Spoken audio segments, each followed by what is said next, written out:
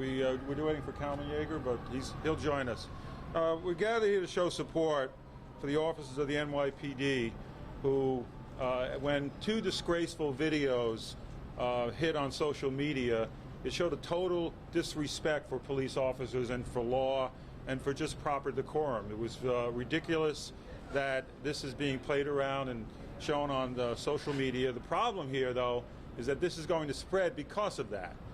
The general disrespect for cops is out there. We've seen it, we've heard it, and now there's evidence of it. And actually having water buckets thrown on you as an officer and then have a bucket thrown at the officer's head. That is total disrespect. And I've lived through this in the 80s and early 90s when we saw this before Mayor Giuliani took over, and then we saw the broken windows take charge, and that actually stopped a lot of this. What we're seeing, though, is the district attorneys, the law is there, by the way, this is assault. We're seeing the district attorneys not enforcing it, and they need to enforce the law and especially protect our peace officers in NYPD and correction officers, by the way. So what we're seeing is a bad trend, returning to the bad old days of New York City. And we don't want that. Certainly the officers deserve better than that. And to hear actually the people taunt our police officers was even harder to take. And they had to take it. They looked the other way, but that shouldn't be. We have to stop this and stop this now. And I want to bring on Councilman Eric Ulrich, who's a neighbor of mine and a longtime friend, to also speak on this issue. Thank you, Councilmember Holden. I'm very proud to stand with my colleagues here in City Council who support the men and women of the NYPD and the great job that they have done reducing crime to historic lows in New York City and giving the streets back to New Yorkers who felt like they had nowhere to turn to. Not that long ago, as Councilmember Holden just alluded to. New York's Finest does a terrific job. Is every single police officer perfect? No, we know that. There are over 30,000 police officers in the city. But when that video came out yesterday, I think that it showed tremendous restraint and self-respect and dignity on the part of the police officer. I think he made every cop and every police officer in this city proud yesterday. But at the same time, he was humiliated. And there was no reason for that, no good reason whatsoever. We cannot tolerate for any second any attack or assault or a level of disrespect towards not only a New York City police officer, but also firefighters, also sanitation workers. Our municipal workforce deserves to be treated with dignity and respect. And in my opinion, police officers in particular, are already underpaid, underappreciated, and under attack in this city. So we need to stand shoulder to shoulder with the men and women of the NYPD to show our support, to call out this disgraceful attack on police officers yesterday. That attack was an attack on all the men and women of the NYPD. The people who are responsible for these crimes should be prosecuted. They need to be held accountable. And yes, they need to be charged with a felony. We have to have zero tolerance for violence against the men and women of the NYPD. And I'm calling on the mayor to also not just issue a press release or a statement. He and his dangerous rhetoric is to blame for some of these antics. Literally antics on the subways and in the streets of New York City. People think it's okay to be disrespectful towards New York City police officers. It's not okay. And we need to hear stronger statements and demonstrated actions coming out of this administration, because we have not seen it thus far. Thank you very much. Thank you, Eric. Councilmember Paul Vallone. Thank you, Councilmember Holden, and those who are here. You know, you never thought the day would come where we'd have a press conference when a bucket of water is dumped on one of our finest. It's hard enough in their life, which starts with putting on a bulletproof vest to start their day. That's how a first responder starts their day. They go to work, may not be coming home. They say goodbye to their wife and their family. Now they have to come home, see their children and their family and say, Dad, how was your day today? And they had to walk away when a bucket of water, and they were taunted and laughed at and scorned, and they walked away with as much dignity as they could back to their car doing their job. That's the city that we woke up to today. And if that's okay with everyone, then continue to eat your dinner and go to work tomorrow. But if it's not, take a look inside and say something and see something and make a difference and teach your children that is not how we act. There is a code that we live by and a respect that is passed on from generation to generation. And when I saw that, everything that was taught to me and that was taught to my children was shattered, because that's not how I was brought up. And if we're going to live in a society that's going to live and love one another, that starts with everyone around us, of every color, of every nationality, of every ethnic background, and whether they're an officer who's fighting to keep us safe. And over 8 million people in the city, if you think that is how we are going to live our lives, we have to look deep inside and say, that's not okay. And that's what today is about. And we have always stood with the men and women of the NYPD and our first responders and our correction officers. And we need to get better. But getting better is not what happened yesterday. That's taking many, many steps backwards. So as a father of children, as a husband for over 25 years, as an elected official, that was a disturbing video, and one that hurts today just speaking about it, and we should all be upset about that. Changes have to happen on so many levels for the decision to not have that happen before someone decides to say, I think this is funny and this is a great idea, and I'm going to be a social media hit with this. There are deep problems when that's the answer. So I thank each of the council members here for today, and I thank you for showing up today. God bless each one of you. You know, and today it's water thrown on them or buckets thrown at them, and tomorrow it'll be bricks and rocks. And we've seen that already in the 80s and early 90s. But I want to introduce a good man and a good leader, Councilman Mark Jonai. Thank you, Council Member.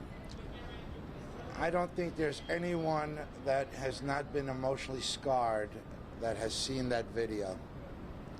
That is a complete breakdown of society and lawlessness. And to put things into perspective, anyone that's brave enough, bold enough to do this to our finest should have no qualm doing it to our mother, our sister, our brother, or our children. For law enforcement to be not only humiliated, but that was assault, direct assault, should be an eye-opener to all New Yorkers. New York is better than this. Those brave men and women deserve dignity and respect. They are out there as city employees. They are out there as those that protect us in our time of need.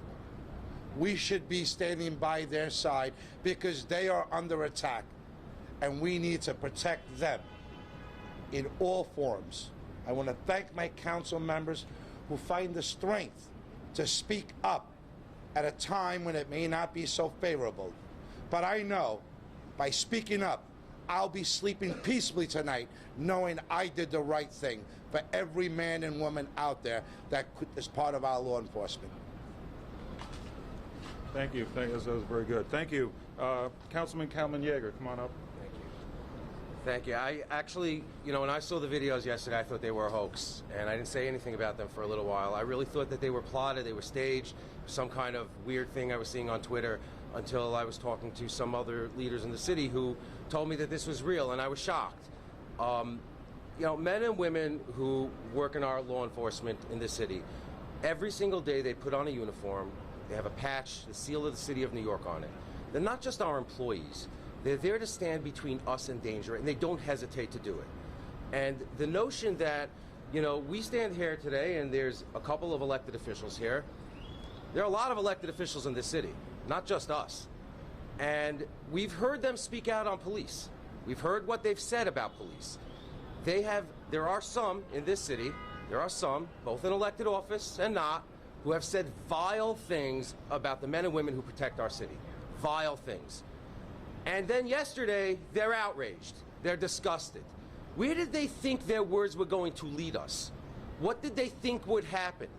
They're so comfortable stoking fear, stoking anger, and not bringing the city together.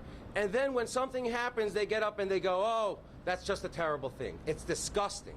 And they know who they are. They need to say it out loud that we stand with our police. And it's not just that they're our police and they protect us and they're there for us. They're members of our workforce. They are employees of the city of New York. They're members in organized labor.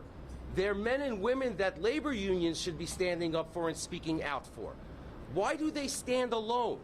Where is the voice of this city talking in one voice, one loud voice, and saying enough is enough? Cops are under attack in our city today with water, and my colleague said, you know, God forbid a brick. We've seen that. 1990s, Washington Heights, we saw something that, I mean, we've seen it just a couple of years ago. We saw a couple of cops just right after an enormous number of days and weeks of words, and cops get shot in the car, assassinated. Why? Because of the words of people. Now, here in this council, there are members of this body who are very famous for saying words matter. They say it all the time. They told it to me. They talk about words matter, but these words didn't matter. The place where we got today is the responsibility of every single official in this city who doesn't stand up and say enough is enough. And I'm grateful to see that you're here covering this, the members of the media. But we need to cover this more, because what we're talking about in this city and what we see all around the city are irresponsible people who are comfortable in ways that I have never seen in my life. I entered government in 1994. In 25 years, I have never seen this in my life in this city, the place we are today. It's dangerous, and it needs to stop.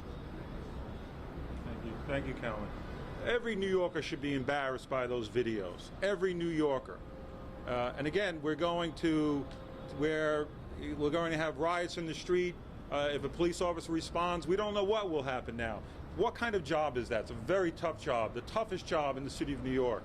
So again, we need to stand up as elected officials. We'd like to see all the elected officials stand up and put a stop to this.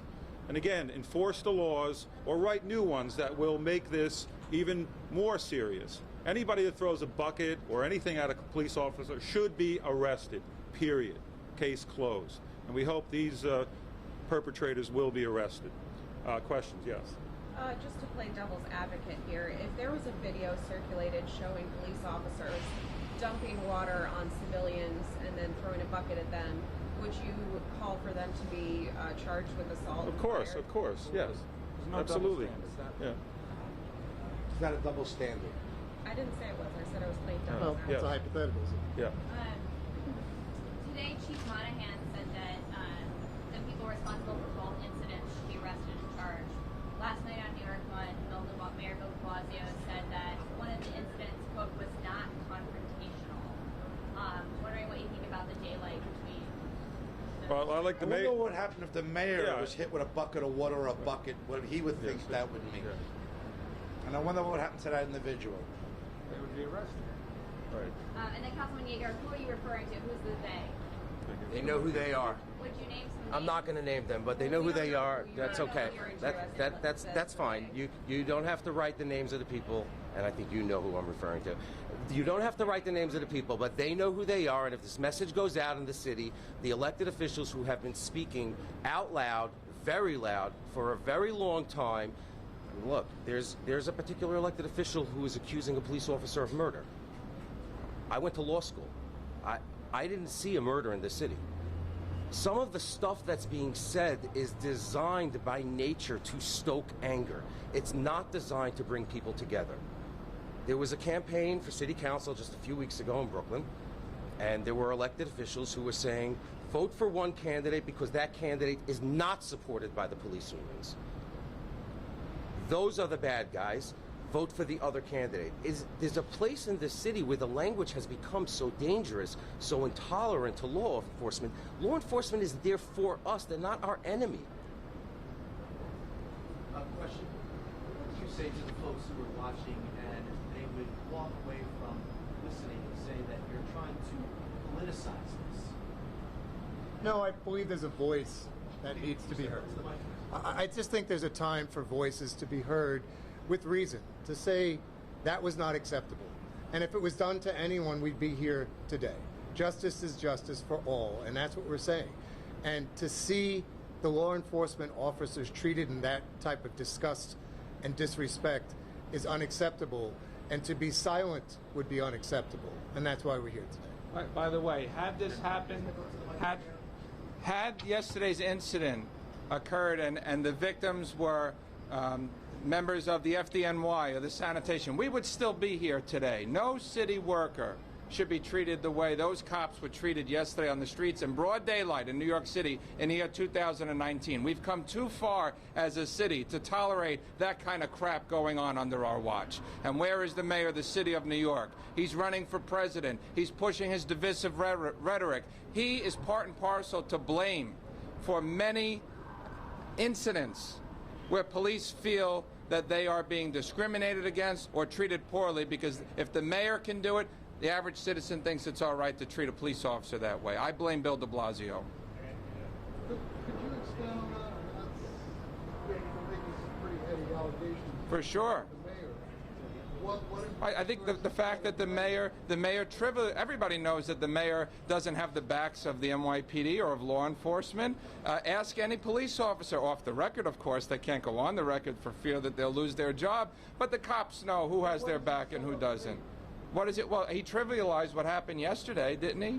I mean, someone just read me his comment. What was his comment yesterday? That one incident was non-confrontational. That the one incident was not confrontational. I believe that was the one with the water guns. Okay. In fairness, he said he got that information from the PD. I don't know. Right. I'm putting a valid opinion and a point out there that many people in this city feel that the mayor does not have the backs of the men and women of the NYPD, and that because of that, there's a direct correlation there that some people think it's okay what happened yesterday. By the way, look at social media. Look at the comments to some of the video clips of what happened yesterday. Vile, disgusting attacks, further attacks on the police officer. He deserved it. The names that they called police officers on Twitter, on Facebook, when people were posting that video. It's disgusting. It's shameful. Councilman, what would you like to hear or see from the mayor?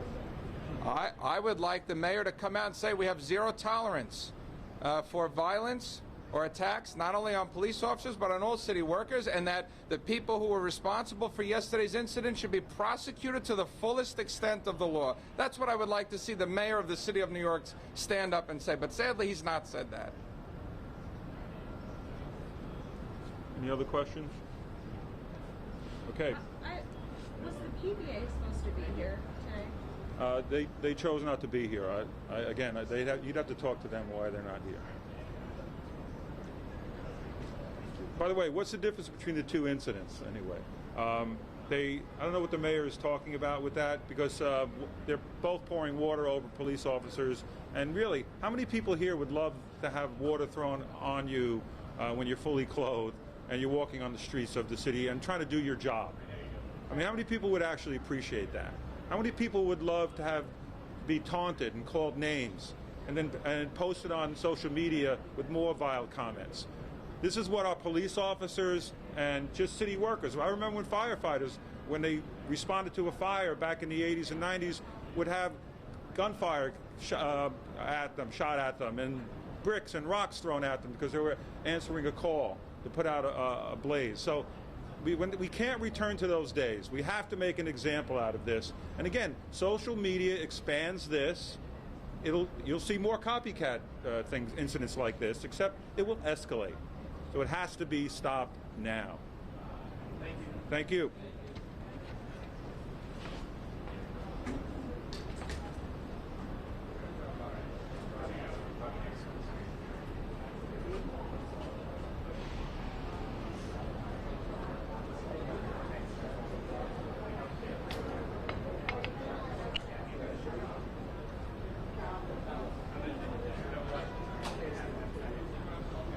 Hey, we're finito.